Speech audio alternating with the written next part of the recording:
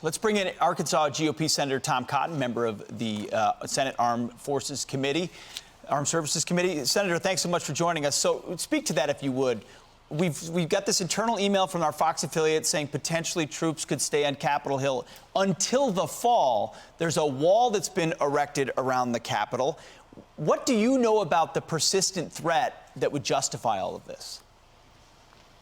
Hey, Pete, it's good to be on with you. It is time to send the troops home. Look, there are too many troops left in Washington. I'm not aware of any threat to justify a continued presence today around the Capitol, much less into the fall. I think Nancy Pelosi will have a lot of questions to answer about what she knew leading up to the riot on January 6th. There was a clear failure by the security leaders on Capitol Hill to prepare for January 6th. The officers of the Capitol Police performed bravely, but they're right to have no confidence in their leadership. That doesn't mean, though, that we should turn the Capitol into an armed fortress or camp for thousands of soldiers. It means we should use common sense and assess the threats that we face and respond accordingly. That big anti-riot fence with razor wire around the Capitol, it went up overnight after January 6th. Yeah. If, for instance, Joe Biden comes to the Capitol and gives a joint session speech in the next few weeks, as new presidents tend to do, obviously there'll be an increased security posture at that time. But Congress isn't even in session this week, yet we have thousands of troops guarding the Capitol where congressmen and senators and their staff work at a time when the security threats simply do not justify it, at least to my knowledge. If they do, Nancy Pelosi needs to come forth and explain why they do. Indeed. I think they're going to have a meeting later this week to figure out how they go forward. We'll keep people posted on that. Meanwhile, Senator, the Sierra Club wants the president's wall, his border wall, to come down.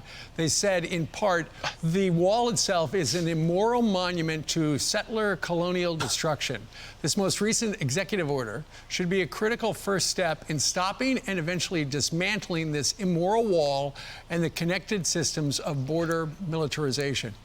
I just did a Google search on problems at our southern wall, and I saw a couple of stories that were talking about how migrants are falling off the wall, trying to scale the wall, trying to come into the United States, and are being injured, and then are being taken, being sent back to Mexico rather than hospitals here in the United States.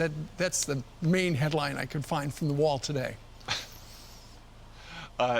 Steve, the simple fact is, as everyone knows, walls work. In fact, Nancy Pelosi erected a wall around the people's capital and has one up to this day, even though the security threat doesn't justify it. Obviously, the threat at our southern border has long justified a border wall.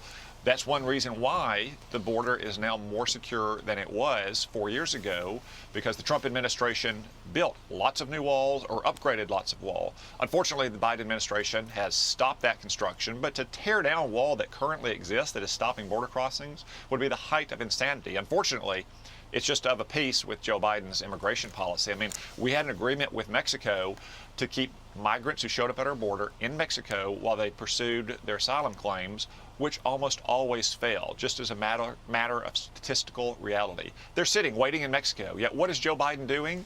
He went and sought them out and invited them to come back to the border, invited them into the country, and is going to let them go for months or even years into the middle of the country while they wait for their hearing, again, which they are almost certain to lose, and I bet they won't be going home after they lose it. Well, China is still refusing to release any data about the origins of the coronavirus. The WHO is not helping. But the New York Times is actually calling attention to this as well, surprisingly. This is the headline. On WHO trip, China refused to hand over important data. Is President Biden doing enough when it comes to China? No, they're not, and they need to demand answers from the Chinese Communist Party and from the Wuhan Institute of Virology and make a point that the WHO's so-called investigation was deeply conflicted. I don't know. I think they went into the Institute of Virology in Wuhan and had a cup of coffee and a couple of donuts, and they were told nothing to see here. And they're like, okay, we're going to leave. Not to say nothing of the fact that some of the members of that investigation, of that investigative commission, have conflicts of interest. They have ties to that institute and the scientists that work there. China needs to be forthright. They need to finally provide answers about the beginning of this pandemic that they unleashed on the world. Senator, we'll go lightning round here on another topic. Gallup had a poll out recently that showed that 63% of Republicans would be open to a third party, kind of a reflection of a referendum of how important Donald Trump has been to the party there. Lindsey Graham suggested it's a MAGA or Trump plus party going forward. What's the president's role in the Republican Party going forward, in your view? Well, Pete, the Republican Party is and always has been the home of conservatives in this country. And if we want to have conservative center-right government, we need a strong Republican Party that welcomes all comers.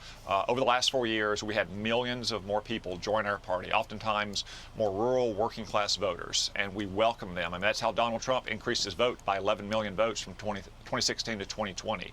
But obviously, we lost some voters as well over the last 4 years, and we need to win those voters back. And the way we do that is by standing up for America, protecting our heritage, making sure that every American has a chance to get ahead and succeed and keep more of their money and have their kids educated well and is safe on their streets. That's the way we'll get back to the majority status in the Congress and the way we'll win back the White House in 4 years. All right. Senator Tom Cotton, sir, thank you very much for joining us today from the D.C. area. Thank you, Senator. Thank you.